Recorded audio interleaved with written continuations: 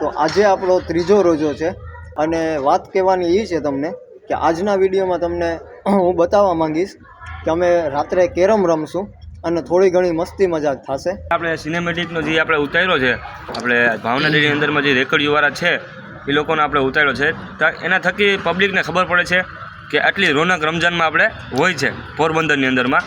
બીજા નંબરમાં એ કે આપણા દાનિશભાઈ ખૂબ જ મહેનત કરી રહ્યા છે. બધાનો વિડીયોમાં કાલે ઇન્શાલ્લાહ આપણે કરશું એવું કે માઇકમાં બધીને પૂછવા જઈશું, બધાનો ઇન્ટરવ્યૂ આવી જશે. ને ખાસ કરીને દાનિશભાઈને યુટ્યુબમાં સબસ્ક્રાઈબ કરજો અને ઇન્સ્ટાગ્રામમાં એની આઈડી ફોલો કરજો તાકી એના વિડીયો તમને પહોંચી જાય વહેલી તકે. આપણે સ્કીમ રાખીએ, જે જીતે ને એ ચા ને ફાંકી મંગાવે. પાકું પાકું. ના જી જીતે નહીં, સોરી ભાઈ, ના તમને ખબર છે હું જ જીતવાનો, બરાબર. હવે આપણે જે જીતે ના જે જીતે નહીં, જે હારે ને એને ચા ને ફાંકી મંગાવવાની, બરાબર. ભૂકા કાઢી નાખશું.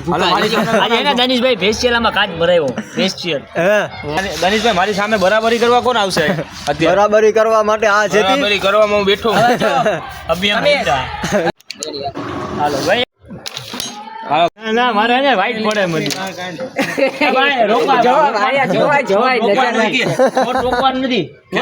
હવે બીજી વાર રોક ને, બાકી કાકડી એક નખા. એને મેન વસ્તુ ખબર જ નથી. હા કેન થઈ ગયું દાદી, આ લોકો ઉપર મોટું કેન થઈ ગયું. ખબર જો મને. આ 6 જણા બરબાદ થઈ ગયા.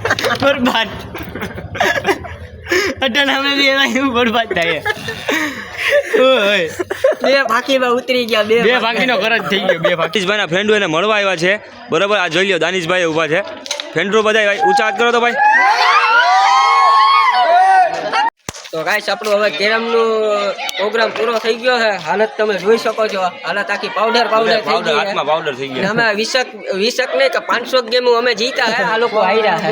માજોટીભાઈ પોરબંદરમાં નથી પણ આપણા ભેગા જ છે. હો ભાઈ, સરકાર કરમ ફરમાએ ઓ ખ્વાબ તમે જોઈ શકો છો કે તમને દીદાર માશાલ્લાહ કરાવીએ છીએ આપણે અહીંયાથી ઊભા. માજોટીભાઈ કહે છે બધીને કે અહીંથી ઊભા તમે દીદાર કરો. हमको बुलाना या रसूलल्लाह, हमको बुलाना या. આવી જ રીતે પાછો એક બીજો એક બ્લોગ આવશે, એમાંય તમે જોતા રહેજો અને